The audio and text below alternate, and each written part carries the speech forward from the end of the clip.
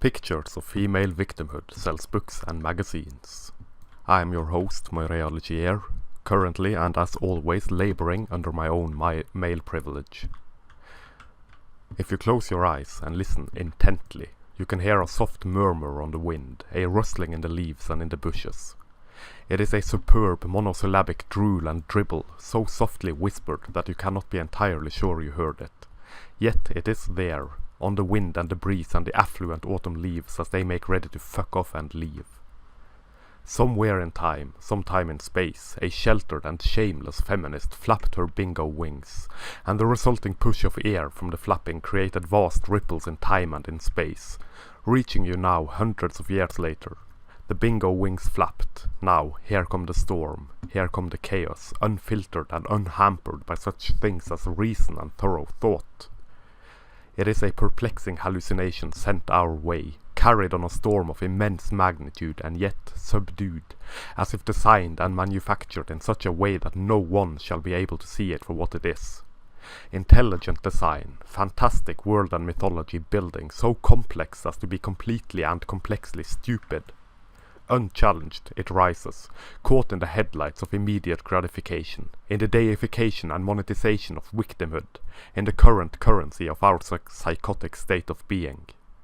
Her voice, whispered on the wind, on the quiet storm, electrifying the air with spunk and splendor, tells us quietly, in trembling vibrato, that women are oppressed, that women are treated as cattle.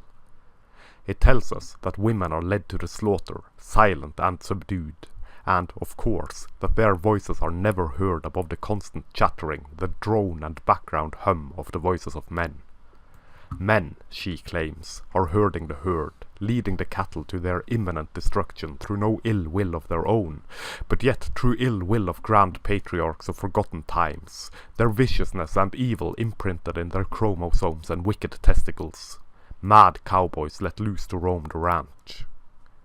Men suffer from an inherited wickedness, says she, so inherent and hard-coded in fact, that men do not see it and women do not see it, unless, that is, the wickedness is brought to light through the wonderful saints and prophets of the Holy Church of Feminism, whose unbalanced mad cow musings have awakened and enlightened these saints and prophets.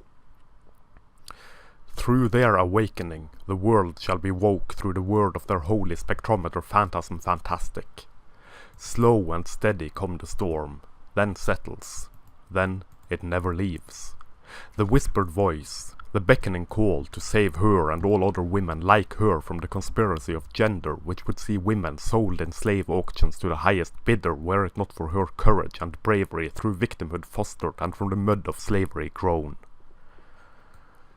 Such nightmarish visions, such horrible and absolute displays of slave race tendencies and slave-master dichotomy, which all but the awakened martyred victims fail to see.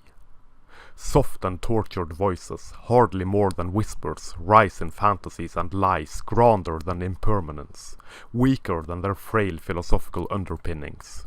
No longer herded, but heard, a whisper becoming a roar, the silent storm raging now, yet claiming submission, suppression, oppression, severe gendered suffering. Oh, the heart weeps at how horribly oppressed they are.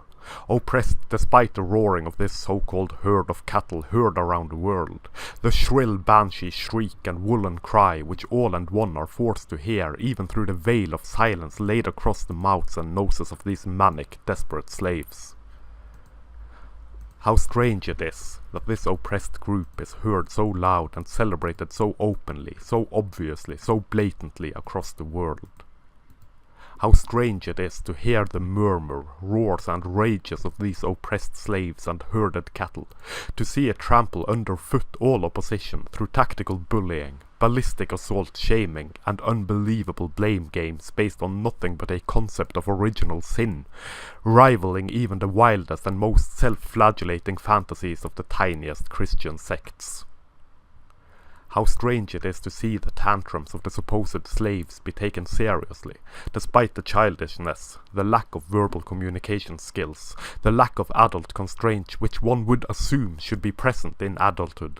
Poor children, let us protect you from the realities of the world. Far be it from me to mansplain the atrocities of this horrid patriarchy, but one should think that any group so oppressed as to be virtually slaves and literally cattle should not be heard, would not and could not be heard through being subdued and whipped into silence by their grand patriarchal overlords. Far be it from me to mentor up their tantric tantrum tendencies, but it seems to me that their horrid oppressors would do all they could to suppress their voices and push them back into their pens and prisons, back into the night's Plutonian shore, as it were. Take thy beak from out my heart. Far be it from me to man-slam their docile rampant rage to bring a noble truth or two from the eightfold path of universal harmony to the subconscious dissolution of their collectivized egos. But one should believe that, were this group so oppressed, all would be done that could be done to herd them back to the ranch, to bullwhip them into blind and unthinking submission instead of letting their frenzied banshee screams be heard so loud and clear by all and one. One should think that feminism, were their garbled conspiracy theory whiplash assault on truth and reason in fact true and built on reason, would not have this stranglehold on everything, would not hold the monopoly on all things gender, would not be defended constantly from every side of everything when facing any kind of opposition and objection to their nonsense and vampiric behavior. In fact, one should think that feminism would be forced underground, that it would be naught but a silent and silenced underground movement were their assertions and stupidity and assertive stupidity true. One should think that they would not, under any circumstances, be given all this might, money, power, influence and unthinking support. Were feminism founded on facts, we would not hear the banshees scream as loudly as we do. They would not shriek and shiver and roar and rage and be so bold and arrogant as they are. Were women as oppressed as feminism claims, each and every feminist alive would be in jail. Instead, feminist fury forces shutdowns, shut-ups and severe social and legal punishment on those who disagree with feminism. I think they've got the skinwalker blues. They sound human, they look human, but underneath their skin and frazzled hair, the sounds from their mouth holes manifest gut-wrenching horrors. Their shapeless forms hide terrors from folklore and legends, old warnings, old truths, old manifestations of the evil that lurks beneath the skin of all and one. It is the weirdest oppression I think I have ever seen. The weirdest and strangest slavery there ever was, where the voices of the slaves hold more sway than that of their supposed masters, wicked and cruel as they are. It has to be the dumbest fucking slave owners in the history of slavery, which, by the way, is not limited to Africa and the wicked Europeans, you nincompoops, who have forgotten how to master properly, who have forgotten the core tenets of slave ownership, to put the slaves in their rightful place, that is, to not allow their slaves to write best-selling books about their oppression, elevating them from the depths of slave poverty to the ranks of the rich and the famous. To not let their slaves create and control a vast global industry, where their chattering voices are heard constantly, albeit somewhat muted by the clinking clank of them counting money. And of course, to not grant their slaves the power to change the letter of the law to their goddamned seat-splitting fat-assed benefit and their fat-shamed voluptuous shapes only. Gentlemen, we are doing a terrible job at this patriarchy business.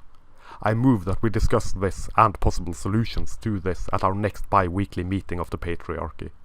I would also like to inform you, on a personal note, that I have yet to receive my certificate of membership in the patriarchy. I would very much like to see this remedied, as I cannot participate in the furthering of the patriarchy without being a card-carrying member of said patriarchy.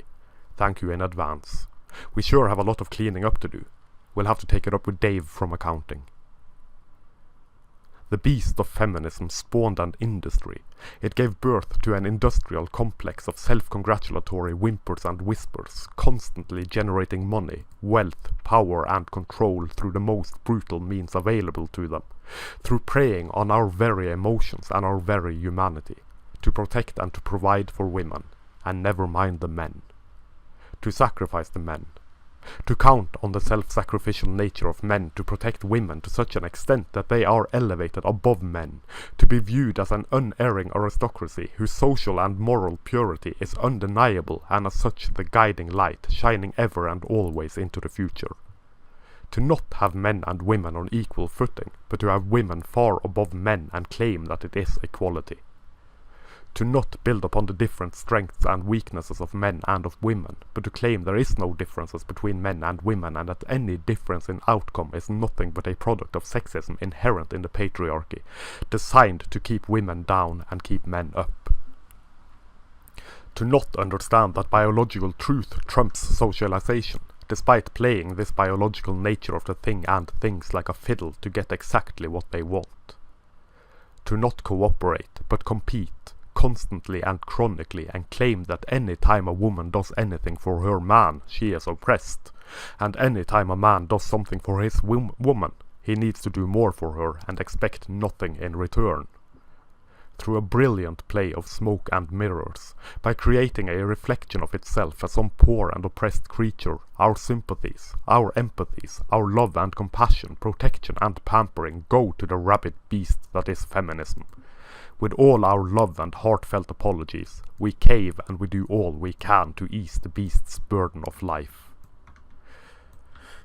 Pictures of female victimhood sells books by the millions. Vivid and vivacious displays of victimhood, whether real or no, whether manufactured or no, sells books and generates money, which in turn generates wealth, which in turn generates power, which in turn generates influence, which in turn generates societal change based on their totalitarian stance of this is it and all or nothing.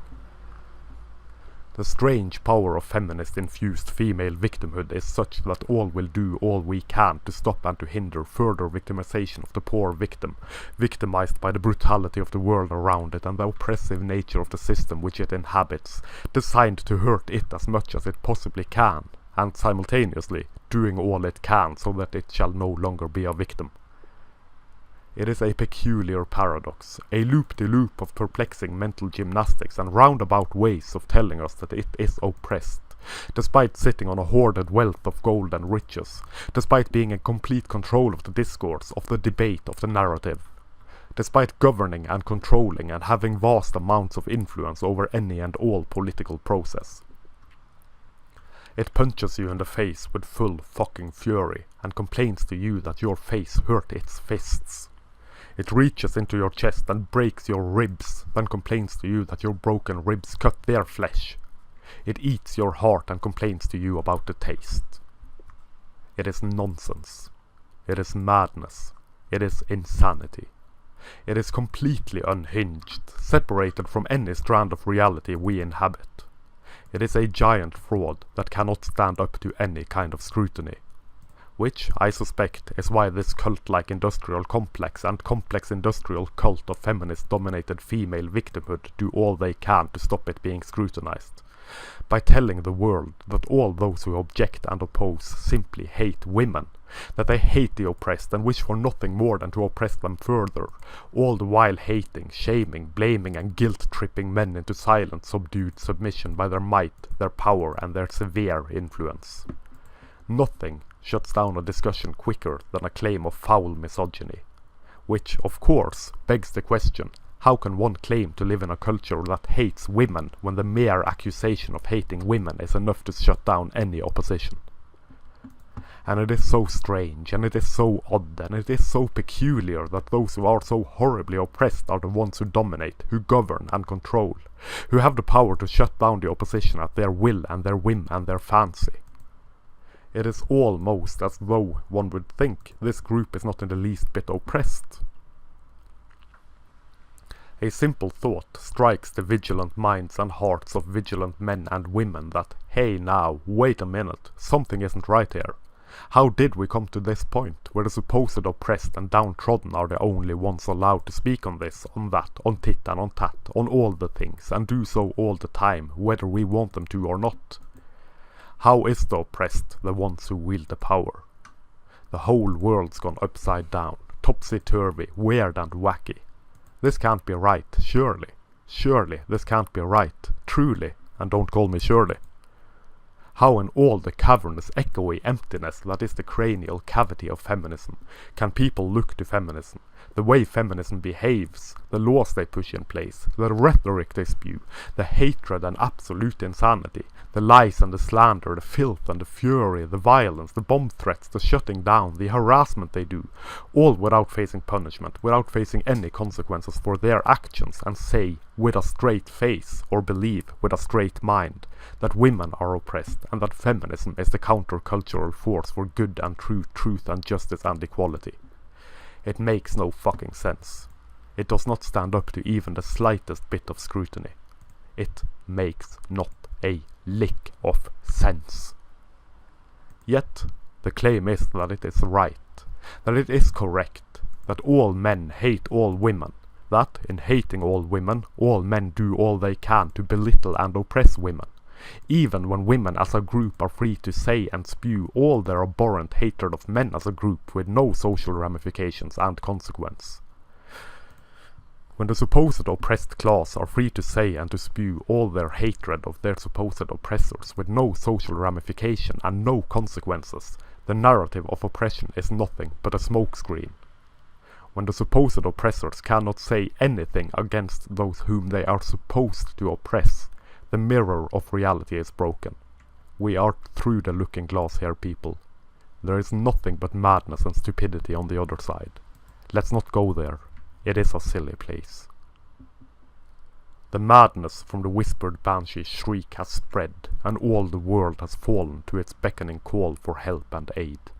When pointing to clear instances where women are, in fact, advantaged, are in fact privileged, are in fact given opportunities, chances, breaks and treatment far better than what men have or ever will get. This is used as evidence of oppression of women by the nonsensical wail of feminism. Sour grapes do, in fact, make the best wine. Women getting shorter jail sentences than men for the same crimes? Nah, man, that means women are oppressed, because of course it fucking does. As long as that picture of oppression can be maintained, as long as the victimhood banner can wave high and proud and mighty, flapping on the wings of the feminist storm, everything is oppression of women. Even that which evidently, clearly, obviously is not. Because women have it worse. No matter what it is, women have it worse. Of course they fucking do. Help us. Save us. We are weak and meek and ever so oppressed. Help us. Save us. Because pictures of women's victimhood sells books and magazines and gives us might and gives us money and gives us power and influence and powerful influence through money, wealth and power granted us by our oppression gathered from our oppressors, our slave masters, these hate-filled foul misogynist patriarchs who hate us so much that we have to hate them in turn based on naught but their gender. That we rationalize and defend our hatred of one gender as them being sexist. Painting period blood pictures of nonsensical wailing for the sake of wailing nonsensical. Complaining for complaining, so as to be seen as a victim and get them sweet, sweet victim credentials and be taken care of and seen as brave, as clever, as good, as part of all those horribly oppressed who have gone before on the easy path of claiming victimhood, so as to gain a foothold here, there and everywhere. In painting women as weak, powerless, frightened, fearful, anxious and helpless creatures, feminism has created a gold mine. By their core philosophy, they have manipulated the world and ruined cooperation, ruined the mutuality, the duality, the cooperative nature of man and of woman. The yin is overshadowed by the yang is eating the yin. There is not a semblance of balance left in this manufactured wild goose chase that is the war between the genders, which is really nothing but feminism fighting the concept of gender as is through emotional manipulation, easily summed up as a long and drawn out whine. Funnily enough, they do this by playing on the same gendered archetypes and stereotypes they claim to fight. Men as powerful and dominant, women as weak and submissive. I cannot think of anything more belittling to any group of people than to claim that they are weak and stupid and incapable of doing anything without the help of some external force or other, To claim that they are so small and weak and powerless that they are unable to see that they are oppressed, that they cannot see their own life and lives and value and values, and as such need some other entity to speak on behalf of their life and lives, to decide for them what is or is not their values and their value. Feminism says, in painted words magically manufactured to make the listener turn aghast with beauty, women are so dumb that they need us to speak on their behalf.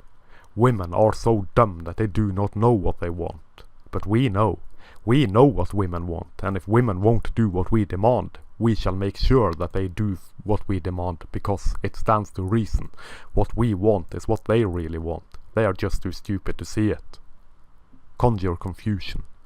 Conjure mass market paperback confusion, in fact. A drugstore book bought to read on the train, the bus, the flight to nowhere from an oppressed class free to spew all the hatred they ever wanted, and then some, against their horrid oppressors. And their horrid oppressors, in turn, do all they can, so that the oppressed shall never experience anything even remotely resembling difficulties. Believe women, because women never lie. Women are above that. Women are not human beings, the feminist hive mind concedes, because women are incapable of moral wrong. If women do something morally wrong, reprehensible and horrible, it is not the fault of the woman, because women are too damn frail, fragile and stupid to take responsibility for their actions, and far too meek and weak to act on their own accord. Blame must then be outsourced, and the blame falls on men. It falls on the society that men built all alone on their lonesome, with no input whatsoever from women, of course. This, despite women always wielding severe social power and influence. Lips that touch liquor shall never touch ours, the White Feather campaign, and so forth and so on. All social influence, I will add, gained by shaming men into submission.